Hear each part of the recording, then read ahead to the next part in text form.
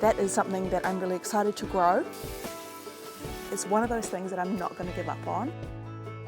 Hello and welcome back to my garden. If you're new here, my name is Holly and I have over 200 different fruit tree varieties and edible plants right here in my suburban garden. But today I'm going to be adding a few more into the ground. February might not be the most obvious time to be starting to plant, but here in Perth, Australia, it's late summer and our temperatures are starting to even out a little bit. We aren't getting those really extreme hot 40-degree days as much, and I want to capitalize on some of this warm summer heat to get my tropical fruit trees growing. Today we're going to be planting some of my tropicals or subtropicals, things like this Rollinia, some custard apples and a few other different plants out into different parts of my garden.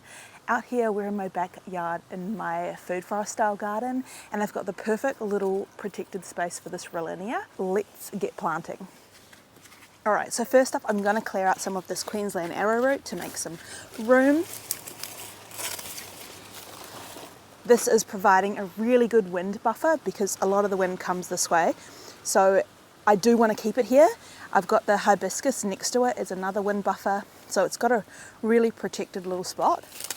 But I just don't want to make sure that when the wind does blow, it's not smacking into my Rollinia as much. So we'll make a little bit of space. And of course, all of this gets chopped back and put back into the garden. I grow plants like this specifically for mulch. So if you haven't checked out the last video, then definitely do that to see how I grow and make all my own mulch at home. Just clear a little space in here. Oh, there's like lots of worms in here. And you'll see the soil is very different out here than it is in my front yard, because I have been chopping and dropping and building the soil in this garden for the last 9 years. So it holds moisture really well compared to the front yard, which is pure sand. But we'll get there. You can see as I get down, I'm hitting more and more sand, which is good because sand is really good for drainage. I'm not digging a massive hole. I mean, obviously the bigger the hole you can, and the more soil you can put in, the better, but I have existing plants around here, so the more I dig, the more I'm damaging their roots. So I am keeping the hole a little bit smaller than I would in the front yard.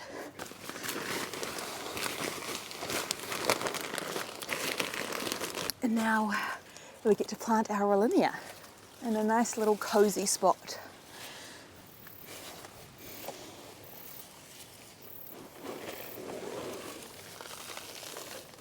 So you can see it's pretty dry. I'm not very good at looking after my potted plants, which is the reason I want them in the ground where possible, because I'm just not a very good pot plant mum. Just loosen it up a little. I am so excited to grow this. I've tried a few different times with no success, but it's one of those things that I'm not going to give up on. I really, really want to be growing my own Rollinia fruit, which is a type of custard apple, but it's more like a lemon meringue flavour. It's super interesting, it's really unusual, and it's going to be one of the trickier ones to grow.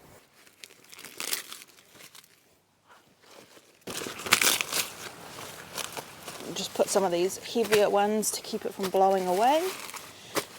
And make sure it's not touching the trunk. Stop the slaters.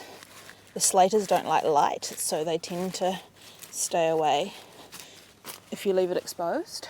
And now I just need to give it a good stake. Tucked in there, nice and cozy. And again, this one is one that I planted just the other day, another one that's tucked in here nice and cozy, surrounded by trees, and I'm just pruned back a lot of these Queensland arrows, chopped and dropped them down there, given it a little bit of space. So this one here is a seed-grown cherimoya. So cherimoyas are a custard apple. They are a little bit more cold tolerant of the custard apples, and they are one that we grew a lot in New Zealand. Where I'm from in Northland in New Zealand, it's a lot warmer, so we were able to grow cherimoyas. So that is something that I'm really excited to grow. And I'm also going to be doing a little bit of multi-grafting now. I've got a few different varieties. That way it sort of hedges my bets. If one of them was to die, I have backups of that variety grafted on other places. So I now have, let me see, we've got the seed grown cherimoya, we've got the Hillary white, we've got a Paxton prolific, African pride, and a whole bunch of little seedlings that I've grown myself. I also have a Bullock's Heart, which is another variety that I need to find a home for. But yeah, you can see he's nice and tucked and warm in there, and I can just break branches back as I need to let light in.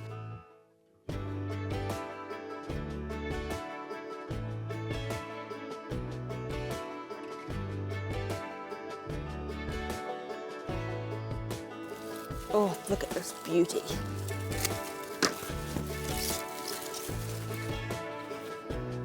This is a type of zucchini. I think stuffed zucchini would be great with this one.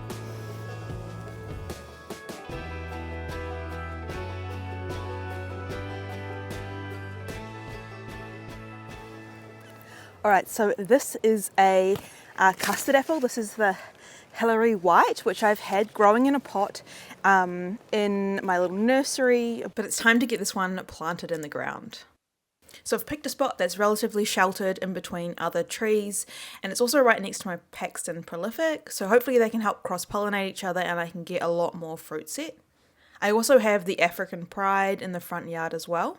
My soils here in the front yard are basically pure sand. They don't hold any nutrients and water just drains away. So every time I plant a tree, I always make sure to try and dig the hole as big as I can and add as much extra soil that I can. I like to use a mix of a low pH soil, which is the Azalea Camellia mix, as well as aged manure and some compost from my compost bins if I have any. Then mix this through with the sandy soil to help with drainage. Here in Perth, our water and a lot of our soils tend to be a little bit higher pH, so just adding that in just kind of helps it balance out a little bit more. And then of course I'm growing mulch, I'm chopping and dropping, putting more nutrients back into the soil every year as much as I can. Plus being deciduous, these trees will provide their own mulch by losing their leaves during the winter months, which is perfect for this spot because it's going to allow light to come into my veggie patch during winter, but then in summer it's going to help create more of a dappled shade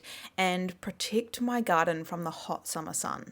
Custard apples love a warm, sunny spot, so hopefully this is going to work out really well. Now that my custard apple is planted, it's time to put down some mulch to try and reduce some of the grass pressure. I'm laying down some cardboard and then I'll also add more mulch on top of this, which will also help keep the roots hydrated and cool while we're still in summer.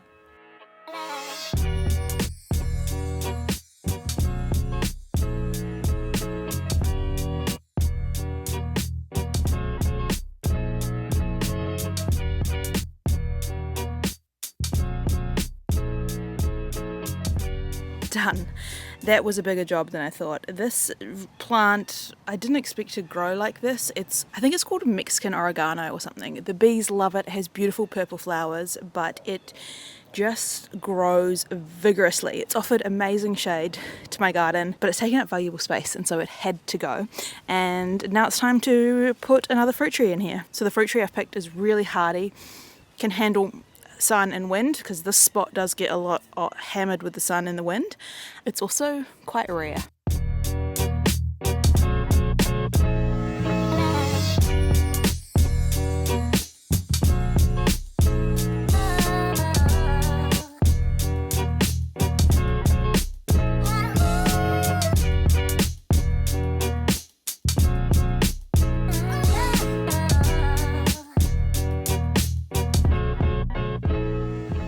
So this is a black pomegranate, and not only does it have dark purpley black flowers, but the outside of the fruit is also the same color, like a dark purple black. So this is another one I'm very excited about. And just like that, they're in the ground where hopefully they're going to be able to get established and be more self-sufficient than growing in pots.